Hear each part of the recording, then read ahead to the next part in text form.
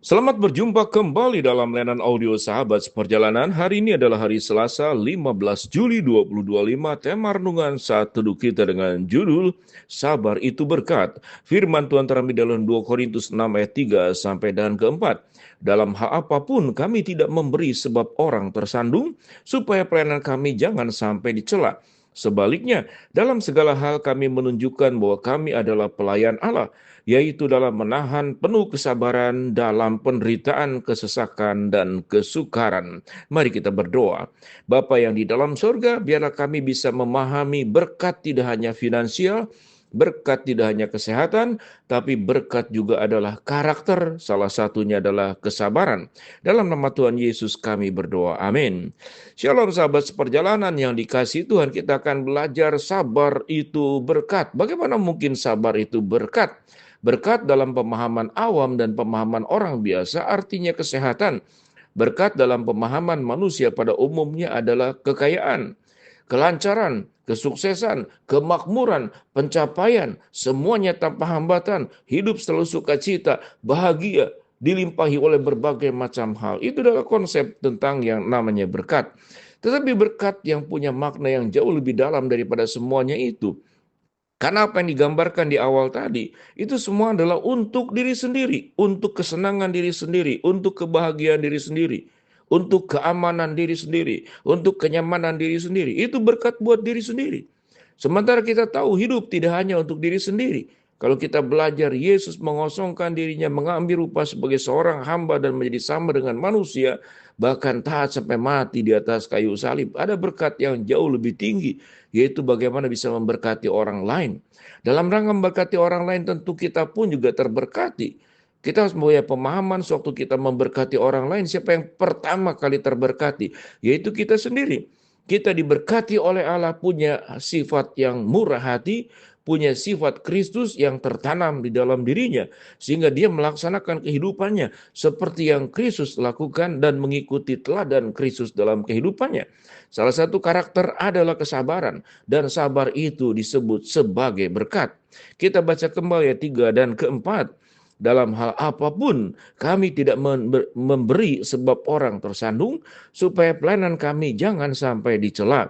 Sebaliknya, dalam segala hal kami menunjukkan kami sebagai pelayan Allah, yaitu dalam menahan dengan penuh kesabaran penderitaan, kesesakan, dan kesukaran. Ada 3 unsur di sini.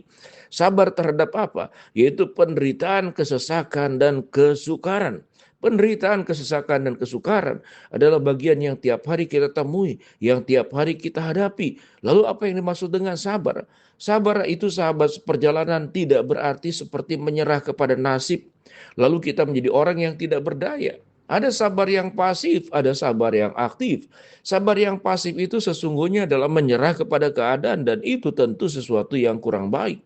Tetapi yang disebut dengan sabar yang aktif adalah sabar, namun berarti kita tidak patah semangat. Sabar tidak sama kemudian kita menjadi berdiam diri. Sabar kemudian membuat kita tidak lagi berkarya. Sabar kemudian kita menjadi malas untuk melangkah, dan kemudian menghadapi dengan gagah berani setiap penderitaan, setiap kesulitan, setiap kesukaran. Sabar itu artinya kita tidak menyerah.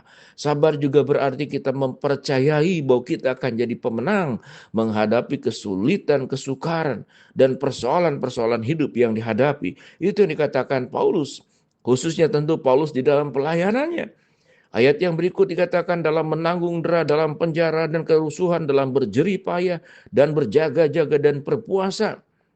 Dalam kemurnian hati, pengetahuan, kesabaran, dan kemurahan hati, dalam Roh Kudus dan kasih yang tidak munafik, dalam pemberitaan kebenaran kekuasaan Allah dengan menggunakan senjata-senjata keadilan untuk menyerang ataupun untuk membela, ketika dihormati dan ketika dihina, ketika diumpat atau ketika dipuji, ketika dianggap sebagai penipu namun dipercayai, sebagai orang yang tidak dikenal namun terkenal, sebagai orang yang nyaris mati, namun kami sungguh hidup.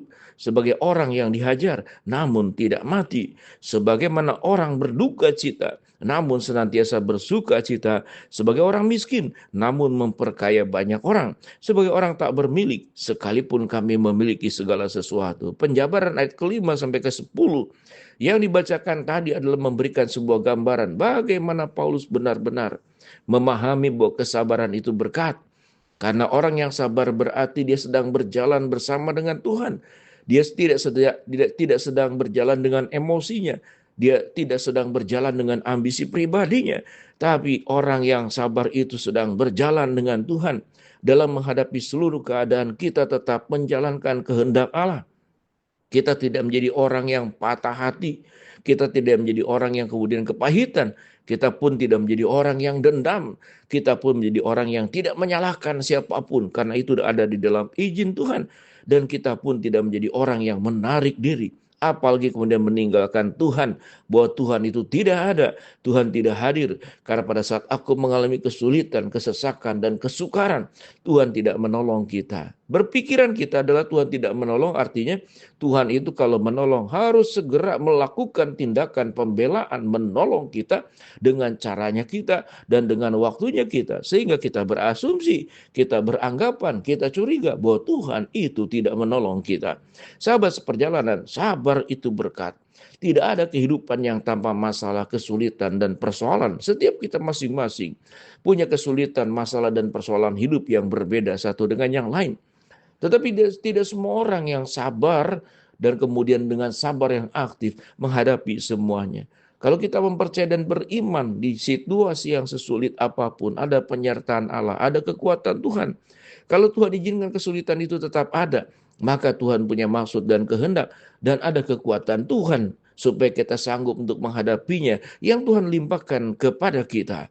Itulah yang disebut dengan kesabaran. Sahabat seperjalanan, memang iblis sangat suka sekali untuk menghancurkan orang, untuk meninggalkan Tuhan, untuk melawan firman Tuhan, untuk tidak taat kepada Tuhan. Yang diumbar adalah tentang dirinya. Lalu dikatakan engkau sebagai orang yang dirugikan, maka oleh sebab itu balaslah. Engkau sebagai orang yang dirugikan, tapi Tuhan tidak membela kita, maka tinggalkanlah Tuhan. Itu suara-suara kegelapan yang akan hilir mudik di telinga kita, hilir mudik di pikiran kita, hilir mudik dalam kehidupan kita, mengelilingi kita. Rasa takut, rasa khawatir, rasa cemas, rasa tidak percaya. Akhirnya membuat kita menjadi orang yang kalaupun tidak menjadi orang pemarah, lalu menjadi orang yang patah hati. Tetapi orang sabar itu tidak pemarah, dan orang sabar itu tidak patah hati. Dia tetap mempercayai ada pertolongan Tuhan pada waktunya. Ada kemudian cara Tuhan yang paling tepat yang melebihi cara kita di dalam menghadapi setiap persoalan dan masalah yang ada. Sahabat seperjalanan, ingatlah kalimat sabar itu berkat. Seseorang yang sabar, maka hati dan pikirannya jernih, bening. Hati dan pikirannya tidak kemudian dipenuhi oleh kebencian, kemarahan, kegelisahan, ketakutan. Tapi dipenuhi oleh damai sejahtera dan kasih setia Tuhan yang hadir di dalam diri setiap orang percaya yang memahami bahwa sabar itu berkat. Sebagaimana itu dibuktikan oleh Rasul Paulus di dalam pelayanannya yang sangat luar biasa.